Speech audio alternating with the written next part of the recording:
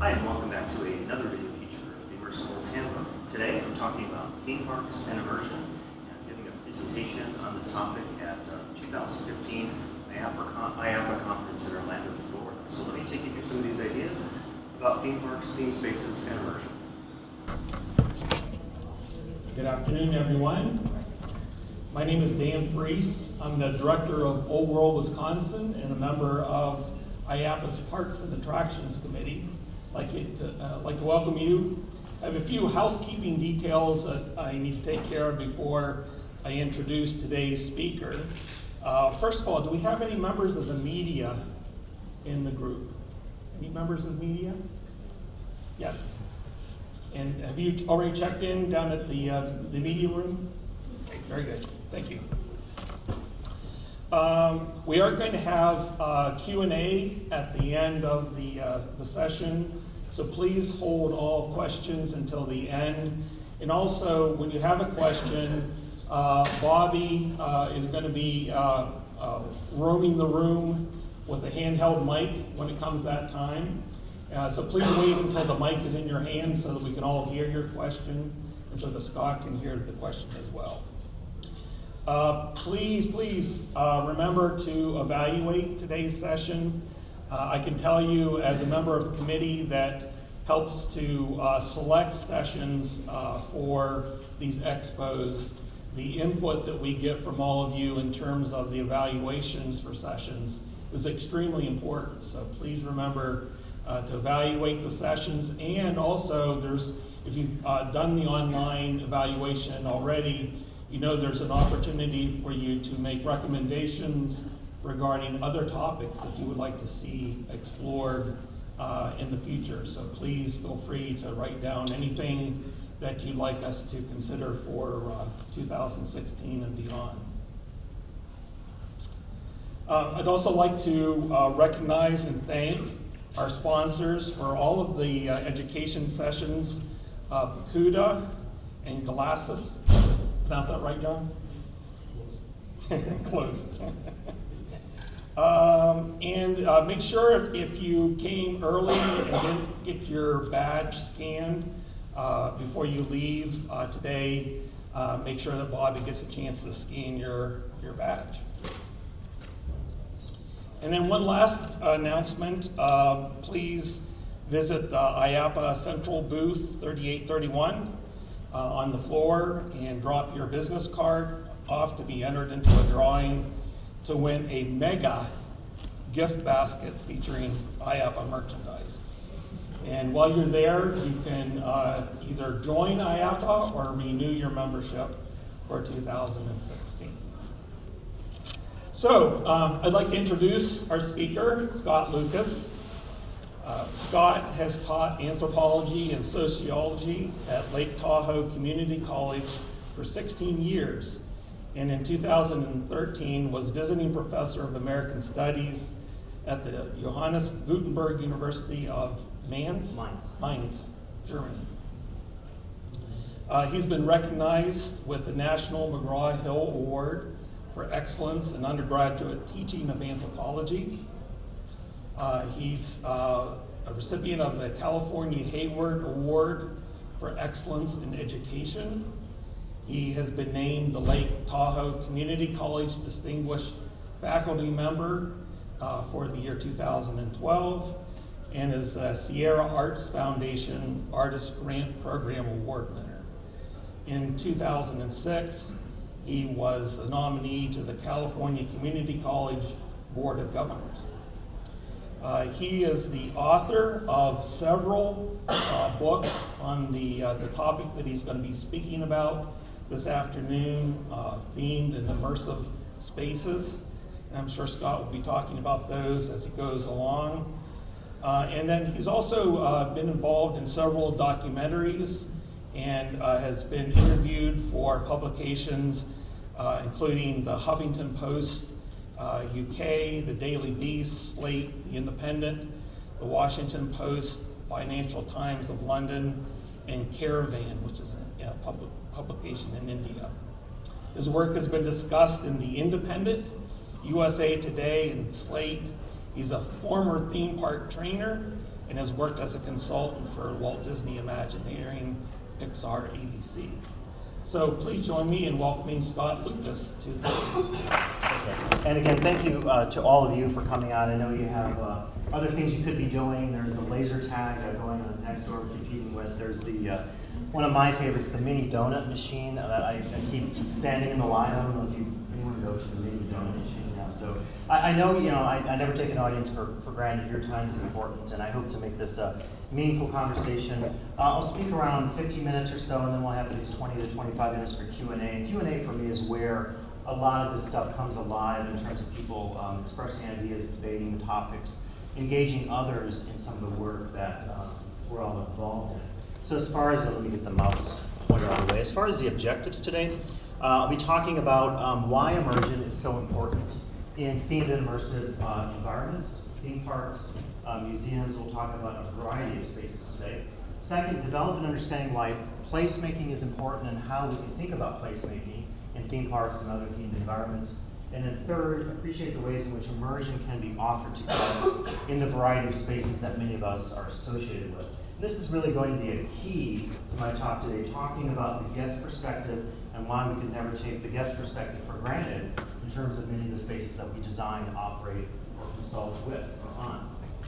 Pictured here is Dennis Sieber's house in London. And for me, it's an example of an amazing immersive sensory space, and one that if you have a chance to visit, certainly do that. It was one of my colleagues, Gordon Bryce, who works for Fora, was really excited about this space and told me about it, and then I visited and it became a big part of some of my studies. And so that's the other thing I think that's important in looking at these spaces, is to share contacts, to share tips and insights about spaces that we need to see if we're involved in the design, operation, or consulting work on themed and immersive spaces. So as Dan mentioned, a little bit about my background. Specifically, I was a trainer at Six Flags Astroworld, and my work there actually became, it started off as a summer job, a job to pay some of the bills, for the struggling graduate students, and it ended up being the subject of my dissertation. And so my dissertation focused then on all the day-to-day aspects of working in the theme park, pedagogical issues of training employees, the challenges of working with employees, the challenges of dealing with the day-to-day operations of the theme park. And those of you that have worked in theme parks, you know some of those challenges, and you never see that in the literature about theme parks. It's typically this very abstract notion of what a theme park is. And for me, so I'll talk about later with some of my examples of everyday interactions with guests and coworkers. This is really where a lot of the stuff of what a theme park is in terms of immersion. This is where all that comes alive, and unfortunately, it doesn't get addressed enough. And so I'm trying to right the balance a little bit and bring some of that emphasis back. I've also worked at consulting in themed and immersive spaces industry, and as Dan mentioned, wrote a couple books about it. I'll make reference to the Immersive World's Handbook.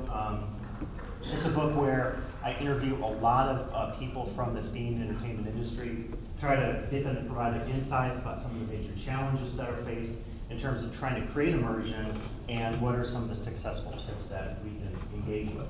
So a little more about background. This is an image from Legoland Hotel. Did anyone do the Legoland tour with me the other night? Anyone do the Legoland tour? So this is my first IAAPA, and I was excited about doing some of these tours, and this was one of the ones I did, and I found them to be absolutely phenomenal. So this was one of the Indiana Jones archaeology themed rooms. And I put this up there because when I saw it the other night when we were taking this tour, it occurred to me that this is probably the image that most people have of what an anthropologist is, or what he or she looks like, what they do. And so I am a cultural anthropologist, but a lot of times when I tell people at a cocktail party, what do you do? I'm an anthropologist, they immediately assume something in their mind, an image of Indiana Jones, right? Archaeologists, and of course the assumption is archaeologists have, weapons, belts, and guns and stuff, and they do this romantic, adventurous stuff. And most archaeology, if you get a chance to do a dig, it's pretty tedious work, a lot of cataloging, a lot of sifting, using your trowel. It's exciting, it's sexy and interesting, right? But it's not maybe as adventurous as we like to think. So when I tell someone I'm an anthropologist, they say, "Oh, well, you must be an archaeologist." And then I explain I'm a cultural anthropologist. And then the image in their mind, they say, "Oh, well, you study indigenous peoples. You must study indigenous peoples because that's what cultural anthropologists do. Well, then it gets a little complicated, and 10 minutes later I try to explain, well, actually I'm a cultural anthropologist, but I study cultures that are recreated in different versions. So this is an image here of me doing field work. Anyone know where that space is? Epcot, yes, it's the Morocco Pavilion at Epcot. And so, this is a typical site of me doing field work. And for a lot of people, I think it's a little uncanny because they say, well, I thought anthropologists study real places that are authentic. And I'll get to that point in a bit, but one of the things I'm trying to do, and this comes from my background working at Astroworld as a trainer, is to get a greater sense of the guest's perspective, the guest's understanding. When we say a guest is engaged in a space, like Epcot or Legoland or wherever, what does that mean? What's going on in their minds? What are their values, their concepts, their senses of identity even that they experience when they're in a space like this? So these are the spaces I visit. These are the spaces I do my research about. Again, it's a challenge for people because they have assumptions that cultural anthropologists would never step foot in a theme park, and if they did, they might be hypercritical of it or something like this.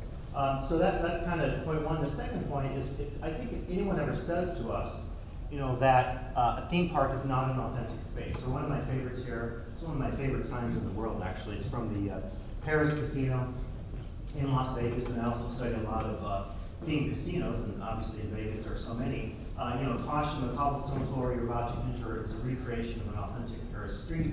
It's an uneven surface, therefore please watch your step. And one of the things I would point out is that if anyone says that Paris is not authentic or a theme park is not authentic because it's not part of the real culture, the question I always say is, or the question I would ask is, what is a real culture? There's not one iconic vision of Paris that we have, or French culture, Parisian culture, whatever it happens to be. So in fact, all of these spaces are authentic, but we have to very carefully define what we mean by authenticity. We have to do what we say in social sciences, operationalize. It means we clearly define what we're talking about. So if authentic means, in terms of its definition, that it has to be in the place that we're at, well then I guess you could say, obviously Las Vegas is not in Paris, so it's not authentic. But if you start talking about other things, material cues, behaviors, performances, all the kinds of things, the sights, the smells, the crepes, all the things that go into the sensory perceptions that guests have when they enter a themed casino, then I would argue it is an authentic space. So we have to, I think, challenge those commonsensical assumptions that people sometimes have. Let's jump a little bit then to what immersion actually is, and we all probably have our own perceptions about immersion. We all come from different backgrounds, but generally I think the meaning that we all think about is plunging into something, dipping into something, like taking a dip in water. That gives you that sense of what immersion is all about. If anyone's ever been in an immersive language school or an immersive study abroad program in another culture, one of the points that anthropologists always talk about is that if you want to understand a culture, if you want to learn a language, you have to immerse yourself in the day-to-day experiences of that language, all the nuances, all the context that we gain when we study in a program abroad and so forth. And specifically, I would say it relates then to depth and experience. The idea then for the guest in any immersive space would be that he or she doesn't feel that what's presented to him or her is superficial. They're not taken for granted, right? There's something serious going on, maybe it could be fun and playful, but they're not taken for granted. I'll show you examples of spaces like that today that really show a sense of insight about allowing the guest to really become part of something amazing and special. And again, I would offer that, and I think this is as close to a religious ideal as probably one could have in the themed and entertainment industries. It's always about the guest, right? At Astroworld, we said the guest always comes first. Disney, of course, has pioneered a lot of this, and I would say probably every museum and consumer space anywhere in the world has some relationship to this idea that we want to engage, we want to get the guest such that he or she is enjoying the space. What happens in that space, a lot of variation depending on the products, the services. If we want a vision of that, I'll probably have vivid dreams of the trade hall for days or weeks after the show, right? You just walk through the trade hall and you see all the possibilities out there in terms of thinking about technologically, experientially, in terms of memories and photos and rides, of course, and food, all the different ways that in any immersive or themed space, you can engage with the guest and you can get him or her to feel that sense of joy and excitement. For me, a great space, and I share these images, and these are part of my YouTube channel, which I also have, which my goal with that is to try to get people to see from a guest perspective what these spaces are like. And I had the opportunity to speak in January at a Heritage Conference at Nanyang Technological University, and I visited quite a few of the spaces. If you haven't gone to Gardens by the Bay, and I know Gardens by the Bay won, I believe it was a TIA award recently, it I think is such an amazing space where they've done this incredible immersion of the guests, but using organic and inorganic. So creating these giant super trees, which at night, you can see there they have these wonderful walkways. At night, these light up. There's music, there's, I don't know, 100 different speakers around it. It really does envelop you. It's one of those spaces that you visit, maybe like a great Gothic cathedral, where you're just totally blown away by what you're seeing, and particularly on the first impression. And I think a lot of times first impressions dictate how people understand a space or relate to that space.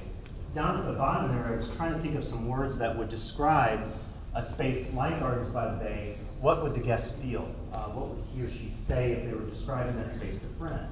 They might have a sense of awe.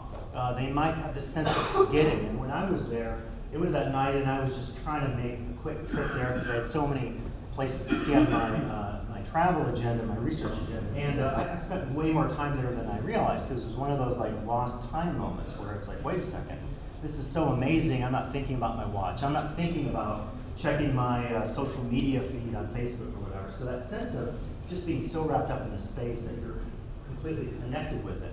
It feels organic, right? It doesn't feel like anything is created in such a way that they only thought about one part of the space, but everything seems to connect. Emotions are a part of it, so for the guest, they feel senses of joy, maybe they're brought to tears. Again, depending on the space, that's going to vary with the guest. And then the memory component is very important. After they leave, it's the Twitter, the Facebook update, where they're very proud to say that this was a space unlike any other that they had ever visited. So again, the meaning of immersion, think about getting yourself wrapped up in, dipping in something and then being enveloped or wrapped up in that space. Now, if we go back to the earliest of times, for me, I would say that cave art and places like Lascaux in France are the origins of immersion in terms of immersive space.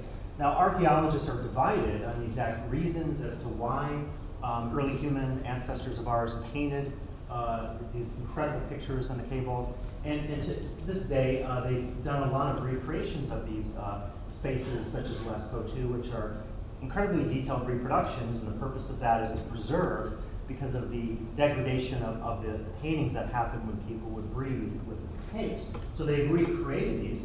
And again, differences of opinion as to why they existed. Some people feel they were calendars.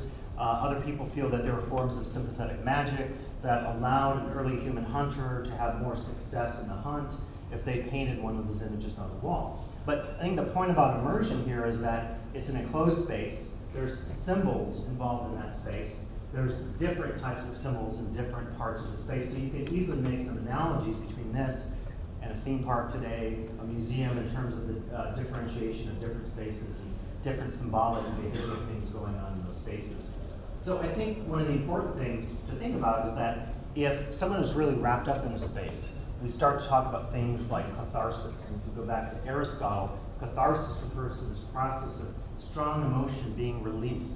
It could be a great drama, a great stage play that you see. It could be something that just moves you, again, to tears or to laughter, whatever that happens to be.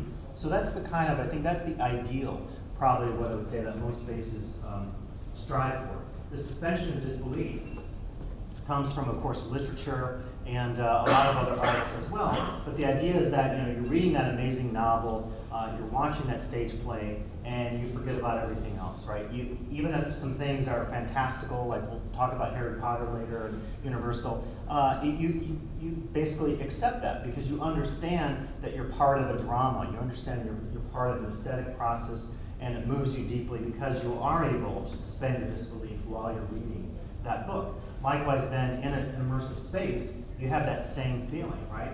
You feel deeply moved, even changed by the whole enterprise at the end of the talk today, I'll talk about the power of love and how, for the guest, getting the guest involved in the space, we could think about the guest in terms of even their existential state of mind and why that is so important.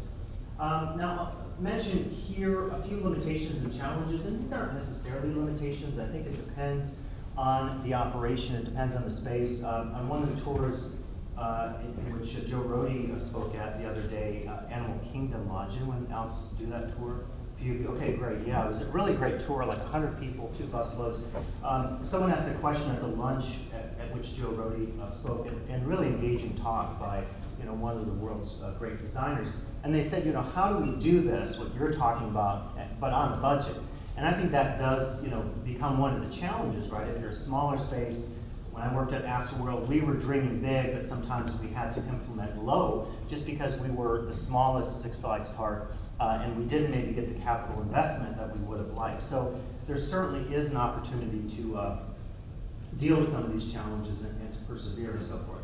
So I guess one of the points I might make here, in addition to capital, we can think about technology and all the other matters that maybe make it a challenge to deliver effective immersive spaces. As an example, we could talk about time. And in one of the tours I went on, someone was saying that a lot of the time you spend in a theme park is mostly not on the attraction or the ride. It's not on Pirates of the Caribbean, which lasts, 3-4 minutes, relatively short period of time, but it's the time you spend in all those other spaces. So time, I think, can both be a benefit and also a challenge. And what's really interesting to me about, say, Pirates of the Caribbean, or any pick your favorite dark ride, is that in a relatively short period of time, designers and operators are delivering an immersive experience, which also is a storytelling experience, right? There's a story that goes on with Captain Jack Sparrow, and it's changed a little bit over the years because of the movies and so forth, but that certainly is amazing to me in that you don't have the luxury necessarily of all the exposition you have if you're a novelist, and you have hundreds of pages to develop backstory and characterization and action and rising and falling action and so forth. So really amazing and an understudied aspect, I think, of art is to say, I would certainly say a ride like Pirates of the Caribbean is up there with great forms of art, and certainly it is a form of storytelling, but it doesn't get the credit that is probably due, except probably within the industry. Issues like queuing and revenue can all affect and have an impact on the success to which a guest is immersed in a space. So it's, in some cases, there's competition between different elements. And again, in addition to time, we could talk about any other issues out there that could be both seen as limitations, challenges, and also possibilities. Now, some foundations of immersive spaces, and this gets into the idea that there are some things just about space itself that maybe allow the possibility of engaging a guest in a space, of creating that immersion. The form of the space itself, and I would, in quotes here, call it genre, right? So just like genre in literature, poetry versus memoir versus nonfiction and so forth, we have that certainly going on in themed and immersive spaces. So a casino, by its very nature, like the Venetian in Las Vegas, and it's one I think that it has a lot of charm and immersion in terms of creating interior and exterior theming and performance with gondoliers and so forth. A lot of effective ways of engaging guests. But we could think of another type of space like a cruise ship. And I remember my first trip on a cruise ship. And to me, cruise ships today are really doing some of the most innovative work because they're often confined to very small spaces. And now I just saw, I think Royal Caribbean is going to do a new an entire water park on top of the ship, which I think is absolutely exciting to think about the potentials. But the very fact that you go aboard the cruise ship and there's the buffet and there's the shows going on, and with Royal Caribbean and Celebrity and some of the bigger cruise lines, now they're doing more of recreating Central Park. That very fact, right, of just being on a cruise ship and being there and going out on the seas and all the excursions and activities, that itself will provide for some base level of immersion or engagement of the guests. And again, with all of these, you say you have to go much well beyond, obviously, just the form itself. Now, spaces can also surprise us. And if you get the chance, and you're in Southern California, definitely check out the Cerritos Millennium Library. This is the first library space in the world that is explicitly designed in accord with Pine and Gilmore's famous book, The Experience Economy, where they talk about this idea that anyone engaged in consumer spaces, or in this case, not so much a consumer space, but a public community space, has to be involved in creating involvement, experiences with the guest. You're not just delivering a product or a service, you're doing a performance, you're doing something highly experiential.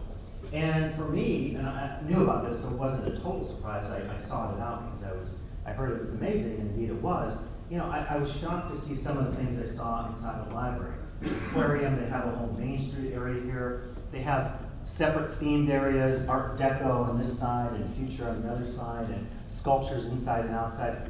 And the community is somewhat divided on this because some purists in library sciences feel that you're surrendering too much to the performative experiential side. And others are saying, well, we're competing with entertainment, we're competing with themed and immersive spaces that are more consumerist in orientation, and thus we have to create our own spaces that mimic that level of performance and experience that Pine and Gilmore talk about. So for me, it was stunning. I mean, to see this in a library, and I think again, this sets a really new high bar in terms of designing spaces that typically aren't considered experiential spaces, or in the sense that Pine and Gilmore talk about experiential spaces.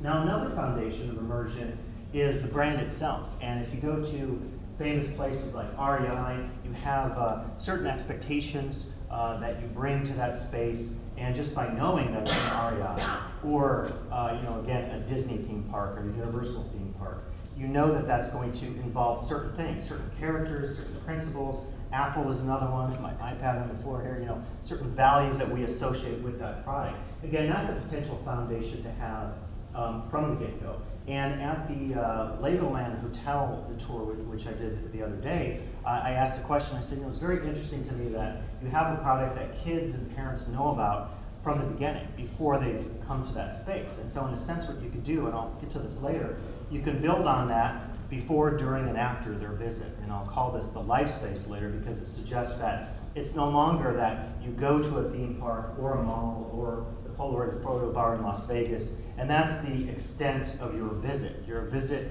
actually can occur before and after you've actually visited the physical space. And that's that potential of using the brand, leveraging the brand in particular ways, because of all the expectations we have that we bring to a space when we think about a brand.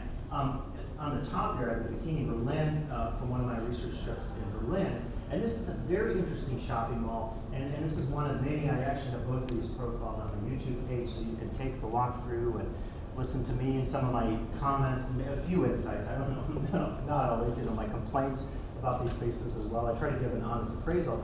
This is a very curious mall, very, very near the big church there right in the center of town. It's actually next to the zoo. You see some shots there at the top of the Berlin Zoo. And it's a very interesting conceptual space where they've opened up the interior to these almost pods, and they bring in all sorts of different services and different products. Is that rain? That is rain talking about. I thought maybe there was some sensory thing going on next door. Someone's trying some new technology. That's actually good thing we're inside and not out in the monsoon. But yeah, so if you go to Berlin, check out Bikini Berlin. There's a lot that they're doing conceptually that I find incredibly intriguing. Now, I have the Polaroid photo bar on the bottom because Polaroid, as you know, as a brand, very famous brand, but over the years has changed. And one of the things that's changed with Polaroid is that we're using our cell phones and our mobile devices to take photos, and probably a lot of you represent some of the industries that are showing us the next way forward as far as thinking about how to express some of the stuff. And I have to mention, I thought I put it in here. Yeah, if anyone did, this is the photo booth road trip. I was very curious to see, and I sat in the booth, and actually someone photobombed me right there. You can look at that later. I was quite shocked to see that. But this is an example, I think, much like Polaroid, where you can take a technology, you can take a brand, and you can remake that. You can change it in such a way to make it more modern, to make it more contemporary in terms of the times. And I think Polaroid has done this. If you go to Las Vegas Strip, near the giant wheel, not unlike the wheel here in Orlando, check out the photo bar, because they're doing a lot of innovative stuff to take what guests already know about the Polaroid brand and to jettison some of that, engage them in some new ways, and to expand on things. And it's a way to combine the new digital world with the old analog world of printout Polaroid photos. So the brand certainly offers a lot of potentials. We can also talk about the foundation of a space just being a social space. If you go to Las Vegas Strip, if you go to Fremont Street, you know, what makes that space exciting beyond what they've done with the Fremont Street experience is just all the social interaction that goes on. People partying, people shouting, people being excited, all the revelry. And this goes back to all the traditions of pilgrimage and culture. We can think of a lot of, you know, rites of passage where people are engaged because they're involved in an activity with others that they presumably in some cases also enjoy while they're in that space. Now, the other side of this, and I'll show you some of my experiences from the World Expo in Milan that I visited just this summer. These were the sites of, on a typical day, of the crowds. And I have to say I was more than once frustrated waiting in these lines, trying to get into a pavilion. In some cases, it took me, you know, 2 hours to get into some of the popular pavilions. So there's the exciting part of crowds, but then if there's too many people, right? It's like yesterday, if you're waiting, today I got here like at noon, yesterday at 10 o'clock, and you know, just that time sitting in your car waiting to queue into a space. And that's, I think, one of the clear challenges.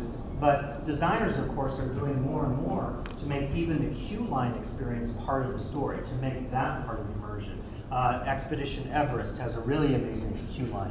Test Track, and talk to me privately about my views of the retheming of Test Track at Epcot. But the old Test Track queue line had some really intriguing things in terms of simulating a lot about, you know, car testing and all that kind of experimental stuff. So crowds certainly are a challenge. So some of these foundations can also be challenges for designers and operators of spaces. Now, another foundation is the technology of the space. And this is one probably where, just from my observations walking around for 3 days at the Expo Trade Hall, there's so much new and exciting stuff happening.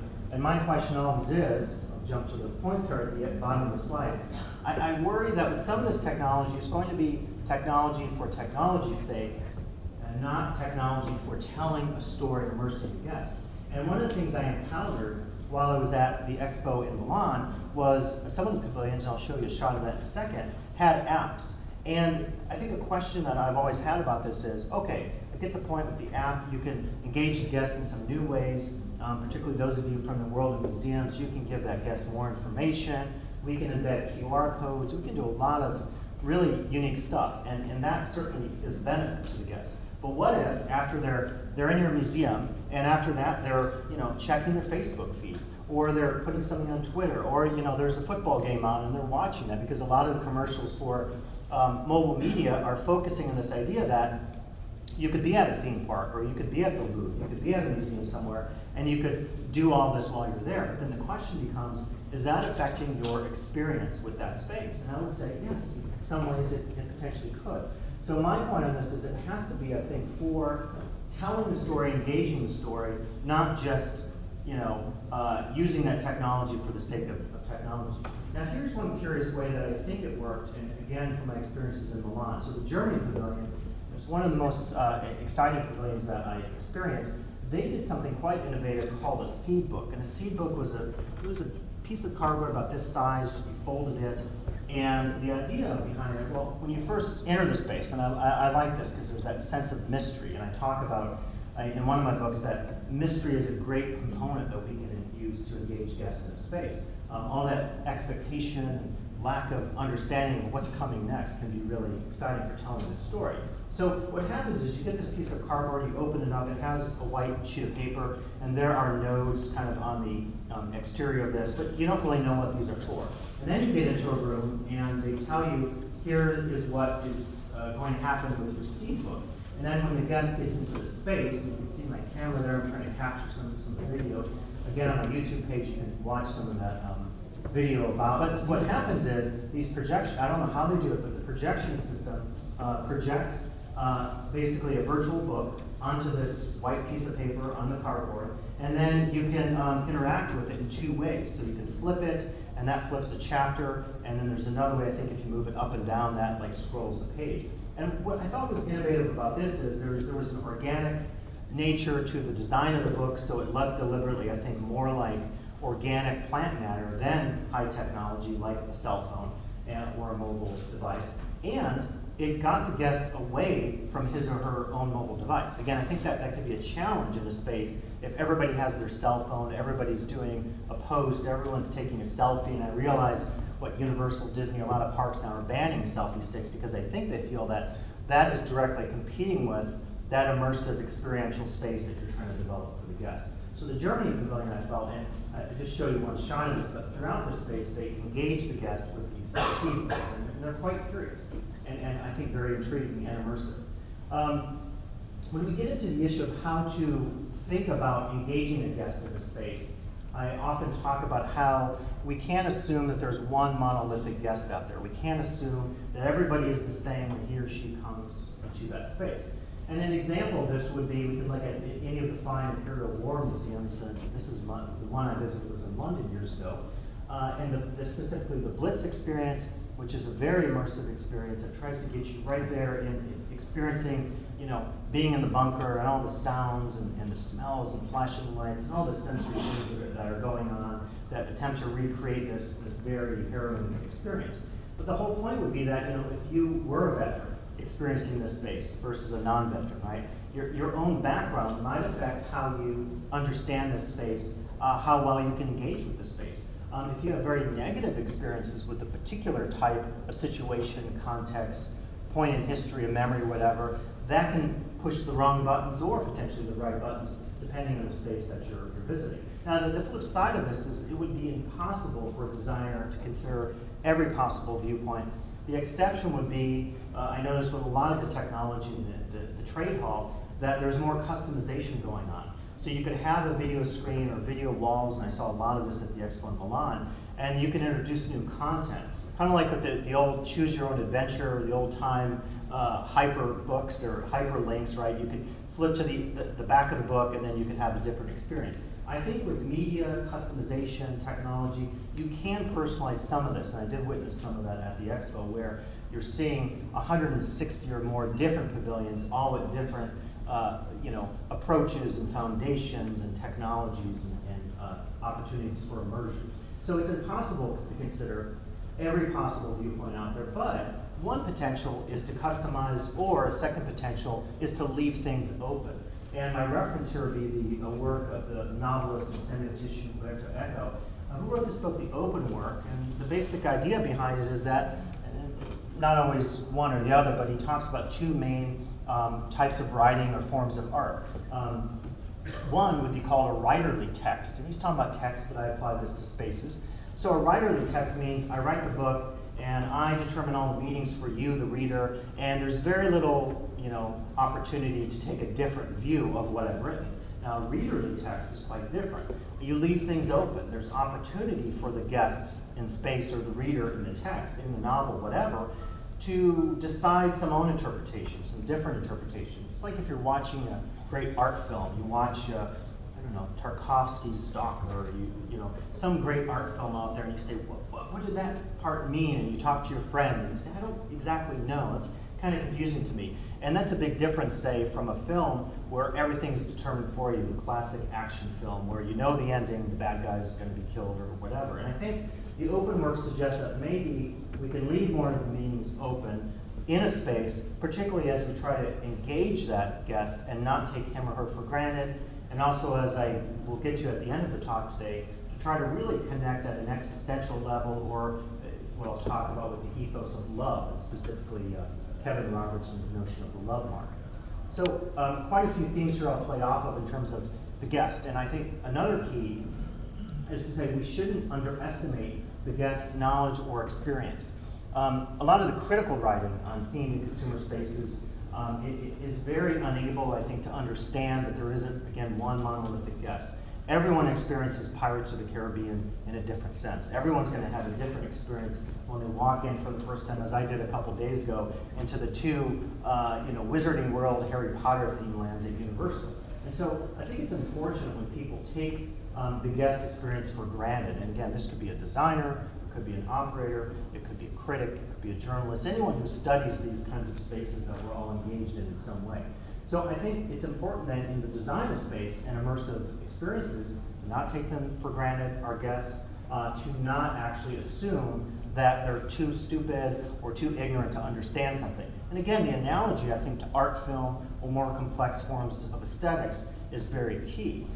If you make an action film, I think sometimes you assume, there's always a scene in a movie where, a person, the villain, like in a James Bond film, and I think now they make fun of this and all the parodies of it, but it's the end of the film and James Bond is restrained or something, the villain's gonna kill him, but it's like, the villain always reveals, well, why, I did all this, Mr. Bond, this is why I did all this. And of course, that in a sense is taking the audience for granted, particularly if the audience maybe could understand through the story and the exposition and the characterization why the villain did what he or she did. So I think sometimes, art films don't take us for granted as viewers and instead try to engage us aesthetically at a more complex level. So here's an example of that, Museum of Jurassic Technology in California.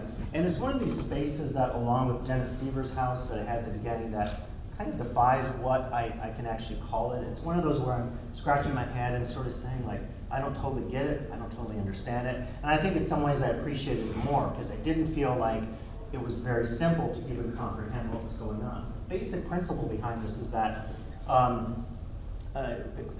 David Hockney, the great artist, described it as conceptual still life. Basically, you walk through this old Huguenot mansion, different levels, different time periods as you go through this mansion, and there's all sorts of stuff going on around you. There's sensory things, there's smells, there's cooking going on, there's signs out there, I'm sorry, that was Dennis Seaver's house. Museum of Jurassic Technology is very similar to this, but the point of Museum of Jurassic Technology is that you as a guest don't exactly know if what you're seeing is true or not. And like Dennis Seaver's house, where often because of one of the signs, you feel like the designer of the space is winking at you, at the Museum of Jurassic Technology, you might see something and ask the question, like, is this really true or not?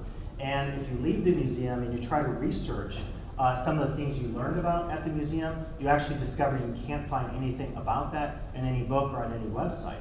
And so, in a sense, there's a winking at the guests in both of these spaces, in the Museum of Jurassic Technology and Dennis Seaver's house. And so, what I would suggest then is, we shouldn't assume that the guests won't get it, right? And we shouldn't assume that we have to lay everything out in terms of the meanings for the guests, because in many cases, the guests come to a space with pre-knowledge before they even visit that space. And certainly, if you look at all the Disney, and there are books, and websites for Universal too, but sometimes guests know more about a space, I discovered this work in Astroworld, than the workers do, or some of the designers, right? And so we shouldn't assume that guests are not going to bring their own ideas to a space. Now, the other side of this, and this is a second example, is the Korean Pavilion at World Expo 2015. And I should say that the whole theme of the expo was food and feeding the planet. So issues like sustainability, issues like developing new food production systems, new ways of dealing with poverty and hunger.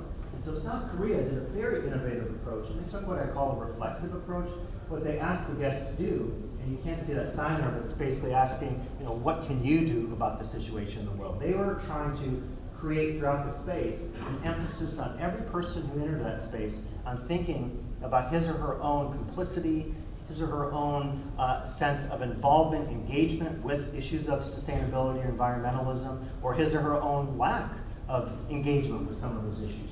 And so throughout this space, they're trying to tell the guests that you can make a difference. And here are some ways, and they gave some examples of how this possibly could be done. So it was exciting to see some of this because some of the pavilions at the expo were sort of, tourism ads that you might see, the tourism reels where they say, come to our country, it's great, there's all these cool cultures and foods and so forth. And that's fine, certainly, but I tended to like the pavilions that challenged guests more, that really didn't take them for granted and tried to get them to think about their own sense of responsibility. Now, that segues into this issue of immersion isn't always necessarily going to be a positive thing. And I think back years ago to the failed efforts of Disney to build the big Manassas theme park, Disney's America, which would have been a Civil War theme park. And at the time, many folks from the world of museums and journalists and senators and congresspeople and so forth were upset about the park, and they said, this was going to trivialize the Civil War, it was going to trivialize, things like slavery and the Underground Railroad and so forth. Now, my personal view on it was that it would have been an interesting engagement in history and particularly dark periods of history. And so I would talk about how, or I talk about here how immersion and theming itself can be dark. And there's a whole industry, particularly well represented in Europe and the UK, on dark tourism. And dark tourism talks about dealing with controversial issues, the genocide, the Holocaust, as I show here. And these are examples of spaces then that say, yes, we want to engage guests, but we don't assume that you're going to have fun in the space, and that's the whole point. Here's one example from Berlin, Daniel Liebeskind's Garden of Exile, which is one of many parts of the Jewish Museum in Berlin. And what happens is that you're walking through this space, I'm watching my video on it because it's hard to get this from a still shot, but through the use of pitch and perspective, through these columns that go up as you walk through the space, the guest really does feel, and I have to say, I'm not sure how it worked, but it did make me feel quite queasy. When you get to the end of the space, Liebeskind says, this is my way of representing metaphorically and conceptually Berlin's impossible history, Berlin's inability to this day even to deal with the Holocaust and the Nazis and those dark periods of history. So indeed a lot of spaces could be all about not trying to make the guests feel comfortable, but to actually get them existentially feeling another way, disturbed, or a call to action. And many museums, of course, are trying to engage guests at this very level. I should mention, I don't know if it's still available, the current attractions management, which was out at the Expo Hall, did a nice story, or helped write the story for them, on pushing the limits in themed and immersive spaces. So if you want a little more context about that, you can read the article. I know it's also available as a free PDF online. So yeah, dark theming. Now another side of this would be conceptual theming or conceptual immersion. So what I'm considering here is that there's something going on with the space itself that conceptually is trying to do something. A certain experience, a value, an existential state that the designers or operators of that space are trying to create. So I heard someone talking this week about theming, and the suggestion was that theming could only be representational. If you're creating a space, and I guess this one, right, what would the theme of this be? If this were a woodsy cabin or something, right? If you were creating a cabin or a whitewater rafting ride, this would probably be maybe, oh, well, that's the decor that would be appropriate to that space. And I think that should be challenged a little bit because it creates what years ago I remember Gary Goddard saying at a TIA meeting is repetition and stereotyping, where you see the same kinds of spaces day in and day out from one theme park or theme space to another. So this is taking us in a different direction. This is trying to engage us in a conceptual way. Now, this is also from the World Expo in Milan. And most of the pavilions were, I would say, representational or technological, so immersive media, foundational stories, and the like. This one of Brazil is quite different. And basically the setup is that above is a net, and the guests would walk on the net. And there were 3 different courses you could choose, and those were mapped out below. And then below this, it's hard to see. There's another layer there. There's some gardens, and there's also technology and screens that you can interact with. Well, this to me was an incredibly brilliant space because what happens is you start way at the end there, and your goal is to get to this side of the net, so it's kind of a quest, right? And of course, there's different angles and inclination, elevation, or whatever. And so, in some cases, you're walking and you start to stumble a little bit. Your balance, your equilibrium is thrown off. Well, what happens is very curious. So you're walking on the net, and at some point, you start to stumble, and that, because of the vibration, affects a person a couple feet away from you. So think about that metaphorically or conceptually, right? What it says about, again, the theme of the expo is about sustainability, feeding the planet, dealing with poverty. What it suggests at a metaphorical level, one, is that other people can get in our way in terms of trying to deal with some of these issues.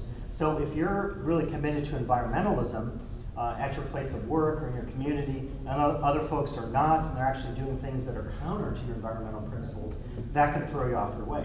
But here's the second part of that metaphor that is really amazing. So what I discovered in my videos that I took of this space was that any groups of people, families, particularly with kids or older people, maybe who had a little more challenge, if they had a sore leg or something like this, a hip replacement, well, they would actually get together and help each other. So that's what's cool about this, is it shows you in a spatial sense conceptually that people can throw you off in terms of trying to solve some of these pressing issues, but guess what? It's also through people that you can solve some of these problems. That inherent social component of social change and trying to achieve some sense of positive impact on the world through some of these issues that they were engaging us with at the expo. So for me, this is an amazing space. And again, it's not representational. It's not like the Austria Pavilion where they recreated a forest and their whole theme was trees and air and breathing. And that was certainly fine, but in this case, I think Brazil took us in a different direction. And they did this through space, and it was more than a novelty. It wasn't just about the fun of going on the net, and again, if you have a 5-year-old, maybe they can't necessarily relate to that conceptual level, but I think a lot of people did, and a lot of people appreciated this space because the understanding was that it was getting them to think about their own involvement socially vis-a-vis other people around them. Immersion can also be supplemented, and I'll talk about this in a second, this idea of the life space. You go to Changi Airport in Singapore, if you haven't been there, totally amazing immersive space, but it's a space where they try to take advantage of all the other immersion going on, the butterfly garden, the sunflowers, the free swimming pool, the sauna, the video games, all the stuff you get at that airport. If you've never been there, it's like the one airport I've ever been to where I wanted to stay for like 10 hours, and most of our airport experiences aren't that way, and thus maybe we need to up it a little bit in terms of theming and immersion. But that's an example of supplementing the space. Now I mentioned earlier about apps and the controversy over apps, so the Japan Pavilion actually used an app that was highly innovative, and it allowed you to scan things as you were entering a space. You could take memories with you. You placed your phone in these receptacles. So that was an innovative way, I think, to supplement the experience in the space. Now, again, the question becomes, is that going to be a distraction, right? If people are only focused on their mobile device, is that going to detract from the story that you're trying to tell, the behaviors you're trying to induce, and so forth in that space? So supplementing is, certainly controversial in some respects, but beneficial in others. So here's what I was talking about earlier. I'm suggesting that in the old world of theme parks and theme spaces, if you can't see that in the back, on the left it says old, theme park is in the middle, and then on the exterior of that, the other circle, it says the guest world, which is away.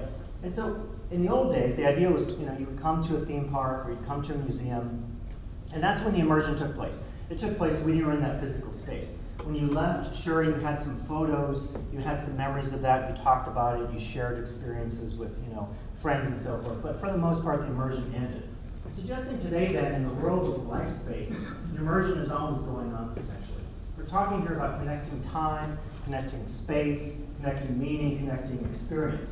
And on the right diagram, it says new, and then in the middle, we have theme park. To the left of that, media, to the right, mobile apps, above the home space and below the attractions.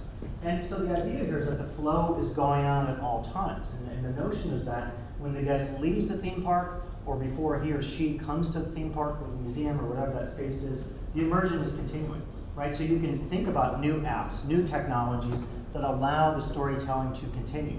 I'll talk about in a second the idea of convergence culture and transmedia, but the point could be that you could start telling that story before the guest comes to that space, and thus the immersion is already going on in their minds before they get there. When they leave, there's more stuff going on, and then from a revenue and return standpoint, they're wanting to come back because the story is still being told. So the immersion is continuing. Now, we can use the example of the Matrix from years back and to say that transmedia is one insight we can look at. And transmedia suggests we can tell that story in multiple locations. We could tell it via video games. We could tell it via novels, animated films, feature films, and so forth.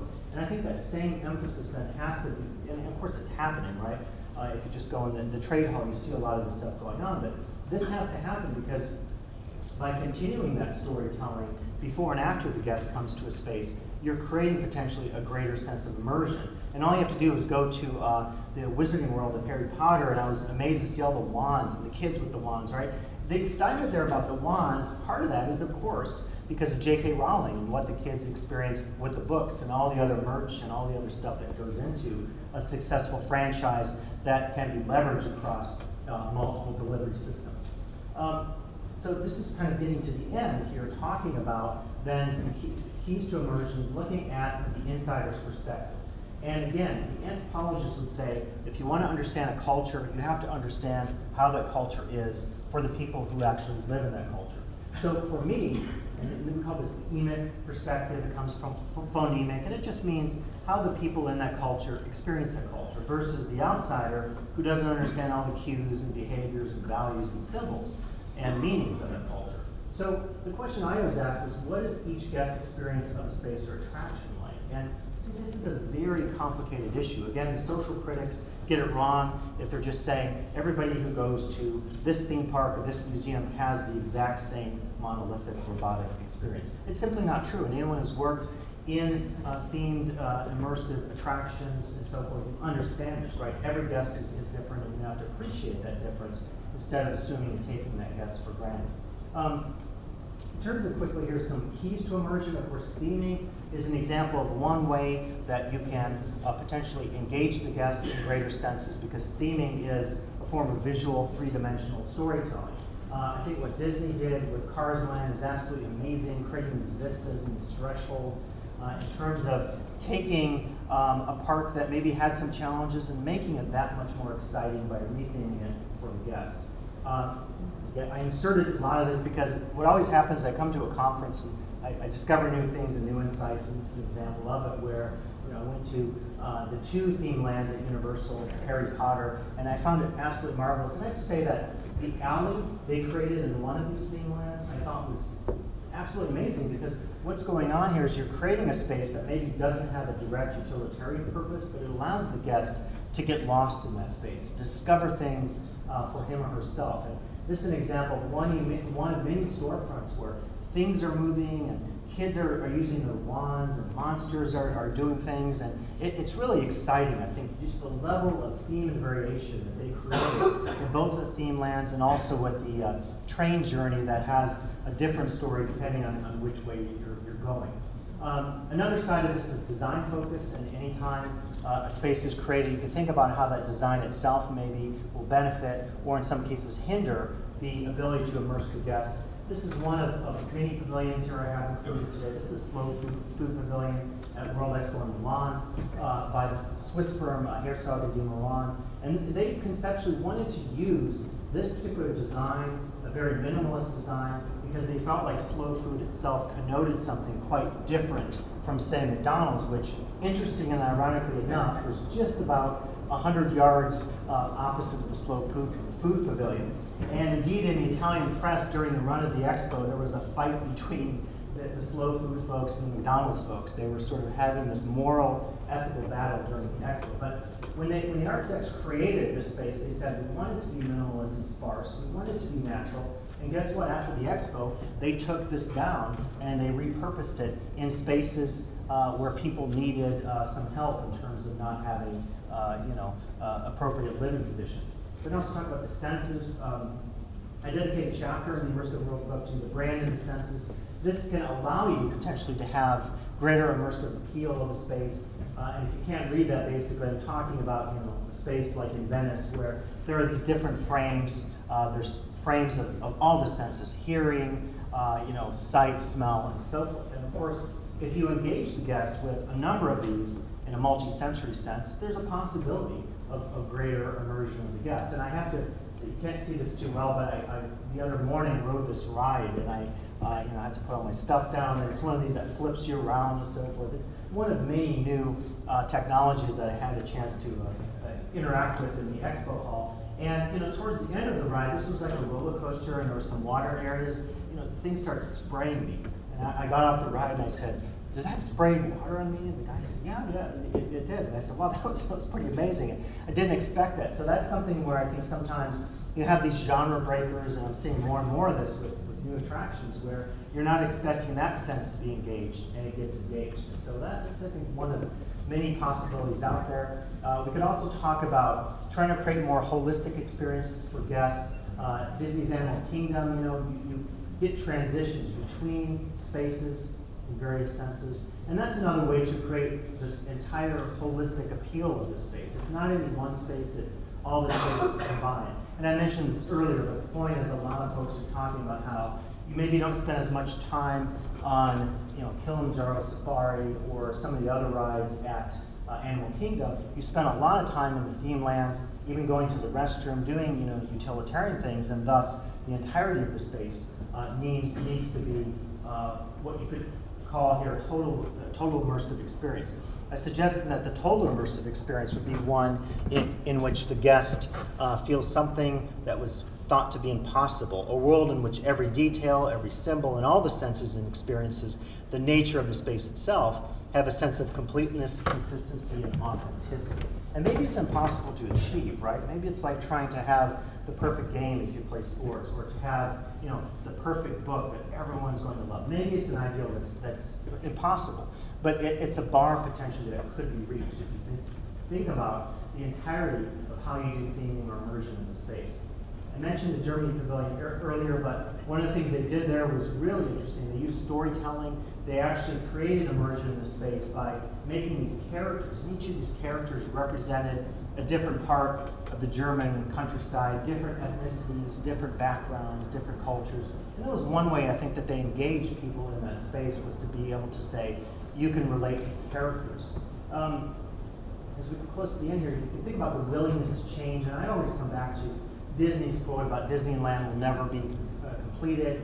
It will continue to grow as long as there is imagination left in the world. And I think that change has to be embedded in every space out there, regardless of what level of immersion or theming or technology that space involves.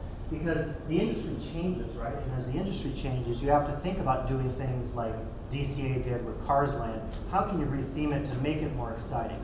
If a particular brand or media property becomes staid or boring or kind of tired to the guest, can you re-engage them? Can you re-immerse them in that space by altering what you're giving that guest? And I mentioned this earlier. The URL is written there. If any of you want this, you can also email me. But what I try to do in my YouTube page is to say, what does a guest in any space really want? What do they really desire when they visit the space? And even at existential levels, we can begin to talk about some of this. So what I did was to create this YouTube channel, and I have it by different playlists, focused on different topics and different spaces, casinos, theme parks, museums, and so forth. And I'm trying to understand, as a cultural anthropologist, when I visit one of these spaces, what exactly is in the guest's mind when he or she is visiting that space? What is that space all about in terms of that guest and their particular desires? So if you want, you can certainly check that out.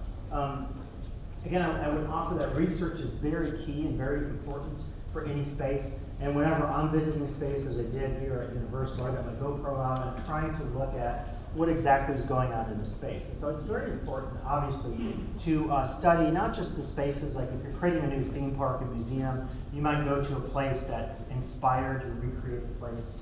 But you could also visit the actual places of the competition, of other people in the industry, people you might collaborate with, and use that research then to gain new insights about the space and how guests specifically interact with that space. And closing on some of these points, I want to offer this idea of Kevin Roberts. A lot of you probably have read his book, Love Marks. And Kevin Roberts was trying to suggest that when we're creating spaces, and he was talking more about brands, but I apply this to spaces themselves, you have to think about this idea of love, the ethos of love, of the community feeling that people have when they're in love and they want to do something that's caring for another person. And I think museums and theme parks can engage the dynamics of love in equal ways, regardless of what they're doing. One example I have of this is when I worked at Astroworld, we had a guy we had nicknamed Flumey, and he actually had ridden the flume ride, the bamboo shoot at Astroworld, like in a given season, like 1,000 times. And if we told this story to anyone who didn't work at the park, they would say, that person's eccentric, or less nice. That person's a weirdo. Who would want to ride the log ride 1,000 times in a season? Well, I think guys like Flumey emphasize why we were in the business, emphasize why we loved working at Astroworld. It was that sense of passion that people had for our rides, and we had passion for them, right? There was a sense of co-involvement, a sense of deep feeling between people. Likewise, the other night in the tour of the Legoland Hotel, at the end they had someone from PR and one of the master model makers and someone from hotel operations and then the chef there give their experiences at Legoland Hotel. And a lot of us were moved by what the chef said, particularly. He talked about his life history why he got into culinary arts. His wife is a pastry chef. His daughters are engaged in cooking for themselves, and they see cooking as a creative thing, not as something that you eat out of the box that you microwave. And then he said he tries to do this with his guests. He wants to have guests inspired about his cooking. He wants to inspire them to do their own cooking. And then he does a lot of activity, opportunities with the local community in Orlando in terms of going out to high schools and K-12 schools and getting kids involved in culinary traditions. And this, for me, was the love mark, right? This was this engagement of someone who was working at a themed and immersive space, but he wasn't even talking at any level about the immersion or the theming or the symbols or the brand. He was talking about face-to-face connections, this idea of the love mark that Kevin Roberts talks about so passionately. And I think to take this to its possible level, we talk about dialogue, right? If you care about someone, you want to have a conversation with that person. You don't take them for granted. And one of the things they did at the United Arab Emirates Pavilion was to actually offer opportunities for each and every guest to give their own feedback about issues that he or she felt were important. This is one way, again, you can engage and have conversations with people. The influence is everywhere, and in terms of convergence culture, Henry Jenkins talks about this in a short interview with the Immersive World's Handbook.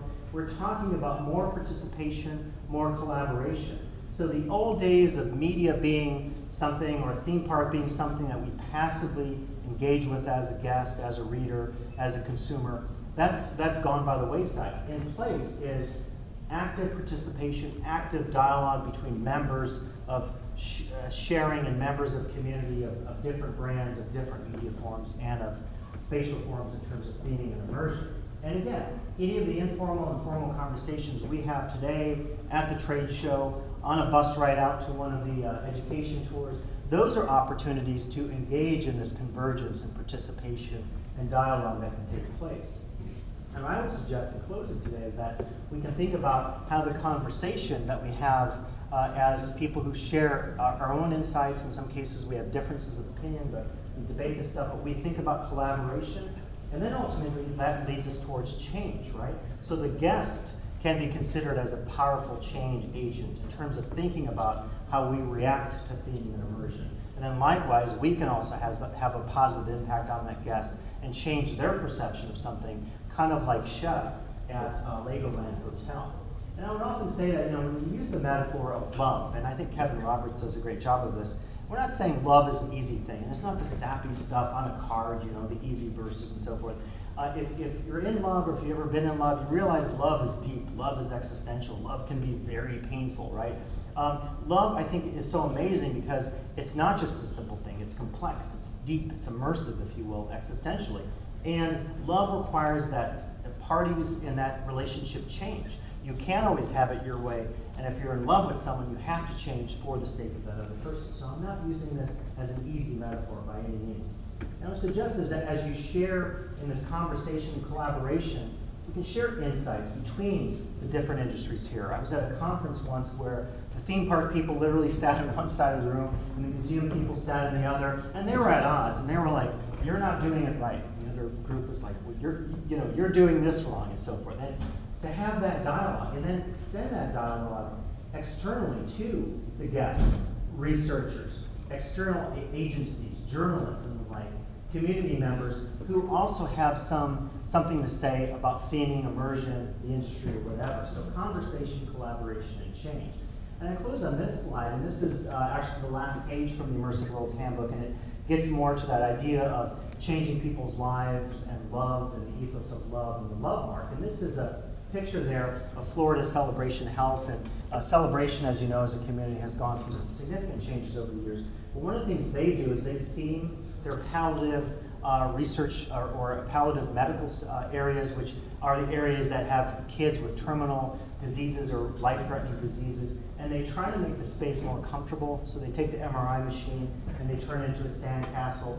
People wear uniforms and so forth. And the whole point about this is to try to say, it's not just about theming, it's not just about immersion. You can actually change people's lives, and the way to do that is to apply this concept of love and to hopefully say we can all use these opportunities to immerse people in space, to theme spaces, Not as simply an excuse to sell tickets, not as simply as an excuse to sell merchandise or to promote our brand, but we can use this actually, ironically enough, to change people's lives. And that is it. So I thank you for your time today.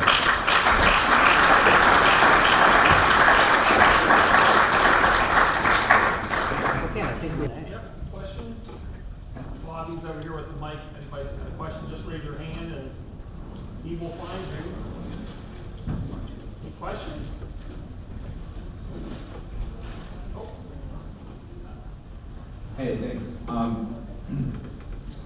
What I'm curious about is what are your thoughts on vulnerability in a human environment in a park? What I mean by that is the experience you get in the first 5 minutes of Up as Pixar's Up as a viewer. Where you think that has been in the parks, where you think it is, where you think it's going, and especially tied into your commentary at the end there of love-rich environment. Yeah, it's a great question, a very complex question. I guess my first response that would be, it depends on the context. And I think, like vulnerability, I like your idea, the first 5 minutes, right? You can learn a lot about a space and learn about the guests in that space, the operation of that space, by simply saying, what's our reaction to that? Again, I think it's going to depend on the context. I have to say the first, couple minutes I was in both of the Harry Potter the Wizarding World theme lands. Actually at first I couldn't find it. I saw it on the map, but I had a 2-day pass and I missed it. And then I found it on the second day, and I walked through the threshold, and it was amazing. It was like that rite of passage moment. It was a transitional space and so forth. And my first 30 minutes in both of the Harry Potter theme lands were, like, whoa, something is really deep here. Something is engaging. This is really. I could tell from the first minute that this was not going to be easy, right? It wasn't going to be like, here's some simple theming. It's a world that they've created there. So in theme parks, I think, there's a possibility there in the first few minutes in a theme land or a ride or attraction to create, engagement with the guests. In terms of vulnerability, again, the context, if it's a museum, if it's a museum of tolerance, the first 5 minutes you experience in that space are going to be maybe very upsetting. And again, that's the point, right? Because you're trying to say, like, no, I don't want you to be complacent. I've got an agenda here. I'm trying to teach you about, and just turn on the news, right? What went down in Paris and France right now. We know that the world's a disturbing place. And it's not like every guest is going to want to be equally disturbed when they're in some space or museum. But if they seek out that space, then I think it's incumbent on the guest, whether you're creating a space of entertainment or education or doing a bit of both, to, as you're saying, have some visceral effect in the first few minutes of engagement in that space. We've all been in places where we knew from the beginning, like, okay, there's not much here and I'm not going to spend a lot of time here. Conversely, we've also been in spaces where it's like, wait a second, there's a story here and I want to be in this space, and even if it disturbs me or if it makes me happy, I want to see what's happening in this space because there's something unique happening here. And maybe, as you're saying, you get that sense in the first few minutes when you're visiting it. So vulnerability, engagement, whatever you want to call it, I think it's an opportunity there to create spaces and then to use assessment to understand, again, through marketing analysis and post-guest satisfaction surveys, to understand ethnographically, well, how did you relate to that space when for the first time you walked into it? What did it say to you? What did it do to you? How did it change you? What recommendations do you have, and so on. So, great question, deep question to have.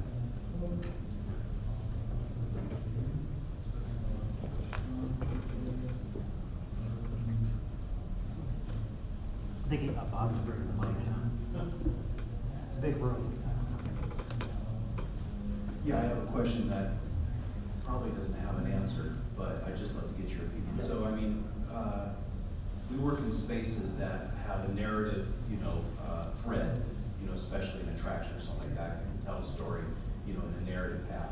And the challenge we've always had is how to tell a narrative story in an open space, right, in an open land.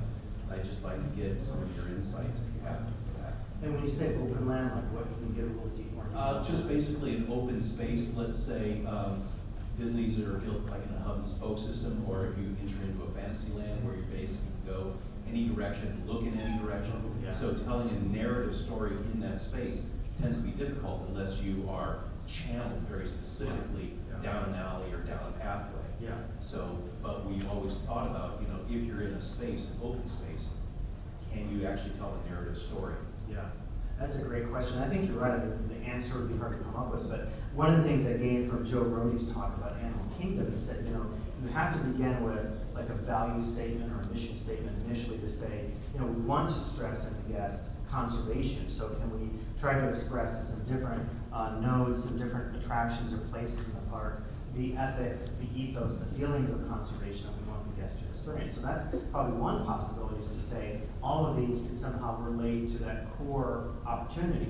But the challenge of that is, I think in some cases, you know, you could be too heavy-handed with the message, you could be too political, or too much hitting the guests over the head with whatever your message is. And again, if you leave the space more open and you say, I want the guest to discover for him or herself their own personal connection to that meaning, that could offer a possibility.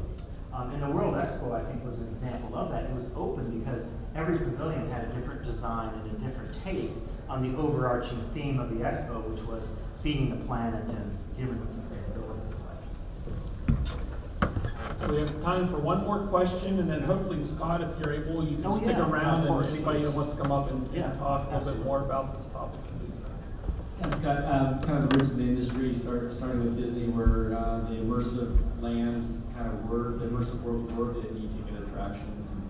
And, you know, the start of the regional theme park industry with Six Flags, et cetera, it seemed like over decades it kind of backslid away from that concept. I was just curious, you know, again, if the immersive story-based environments really are, you know, business drivers, guest satisfaction drivers, what do you attribute that slide away? Yeah, it's a great question. It's something I'm trying to figure out. So if any of you have any insights, email me. I'm just working on a piece right now, and I was talking about what I see as the competition. In my example of this is the Las Vegas Strip. Take the Wynn as an example. Take City Center, Daniel Libeskind, the Crystals Mall, and so forth. This competition between the abstract and the representational. And in Joe Rohde's talk, he was basically saying like he was all for the representational and thematic, but my question always about Vegas is, you know, over time, like you take Treasure Island, it rethemed. It changed from Treasure Island to TI. They sort of de-emphasized it. The same thing with the Luxor. There was a whole decision made at the corporate level that the feeling was, you know, it was too corny maybe some of those things, and so therefore we had to move away from it a little bit. So what I think the next challenge will be, and the Resorts World Casino that's being planned for the north end of the Strip is, according to the current conception, will be highly themed, an Asian sort of paradise environment. So for me, the question will become, you know, are we going to see a movement back towards the representational thematic? I would hate to see that go.